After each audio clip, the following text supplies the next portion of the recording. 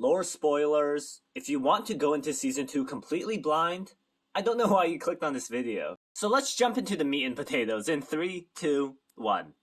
So, Warwick is coming in Season 2. From all the teasers and hints, our favorite wolf boy is coming, and in case you haven't heard, a popular theory is that Vander will be Warwick. In short, Warwick's in-game lore was how he was the leader of the gangs of Zaun and gave up fighting for peace. However, after an incident and a little girl's screams, Singe took him in and warped his body to become a monster. Now, he roams the lanes of Zaun, protecting them by killing criminals at night. I think this theory is extremely likely given all of Warwick's interactions with Vi and Jinx within the game, and all of the lore tidbits that relate directly to Vander's character. So, how does Vander survive the events of Episode 3? It's easy to say that Singe took him into his underground lab. His lab in the factory was completely destroyed, but we know his main base of operations is at the base of the river.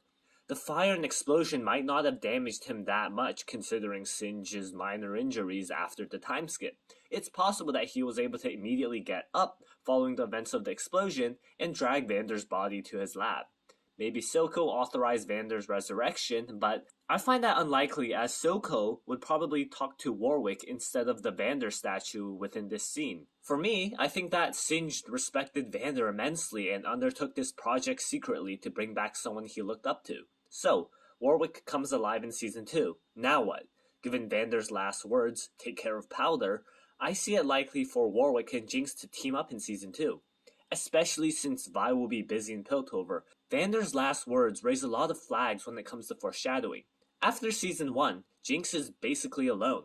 Silco is gone, Vi returned to Piltover, and Savika wants nothing to do with her. I know the Arcane creator said that Jinx has friends, we just haven't seen them, but I like to think that she spends her time alone. With Warwick coming into play, it provides another great character to support Jinx, her previous father figure. Also, Warwick's entire biography revolves around a mysterious girl. Although it makes more sense for Vander to watch over Vi, I think he knows that Powder needs some extra attention. That's why he said what he said.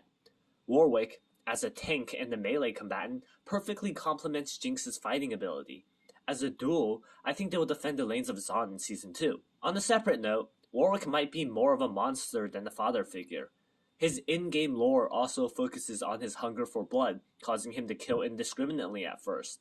But the man behind Warwick controlled his senses and geared his bloodlust to protecting the lanes from within, hunting down criminals, murderers, and corrupt chembarons. I think this is much more likely to be Warwick's initial introduction as a mysterious monster lurking in Zaun, causing mysterious deaths and gruesome scenes before his full reveal. It also carries nicely into his relationship with Jinx as the only one in Zaun to tame the beast. Until that point, Warwick as this looming monster in Zaun seems like the perfect obstacle to prevent Piltover from marching their Hextech-powered army to the lanes to steamroll the Zaunites. The sheer ferocity and lethality of Warwick and his attacks will scare off Piltover from committing a full frontal assault until the second act. From a more plot-focused perspective, one theory is that Warwick might be hunting down Singe as revenge for all the experimenting and torture. Warwick already caused some injuries to the scientist implied through his scars. I find this theory a bit hard to believe, as Singe basically stays in one place. Even Victor, who probably hadn't talked to Singe in decades, knows where to find him. No way a wolf with heightened senses can't locate him. Maybe Singe takes over Zaun or receives outside support for him to hire an army, but that seems unrealistic.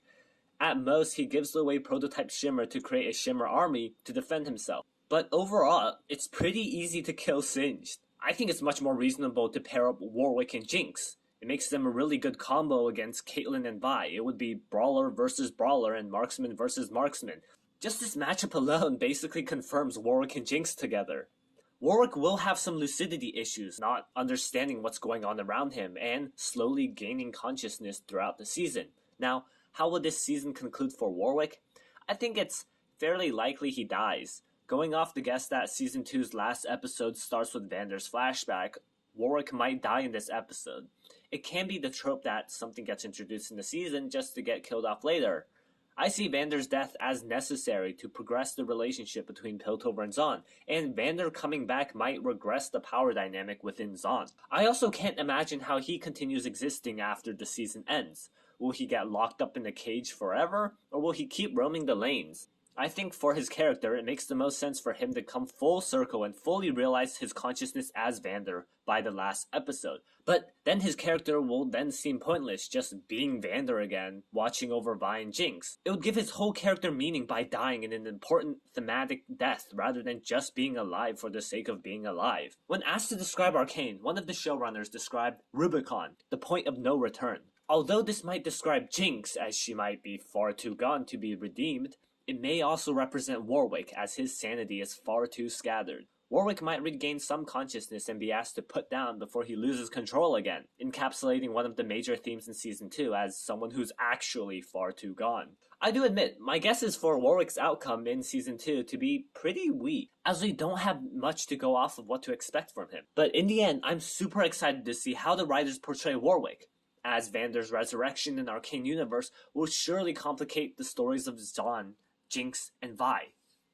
I cannot describe how excited I am for Warwick to come in Season 2. It's something the writers seem so proud about. Within all the teasers, all the hints, they're just teasing Warwick left and right.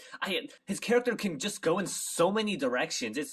It's crazy. I can't imagine what the writers are gonna come up with, considering how good Season 1 is and how good they could probably make Season 2. But that's the video. Hope you enjoyed. Like, subscribe, do whatever, and I'll see you guys in the next one.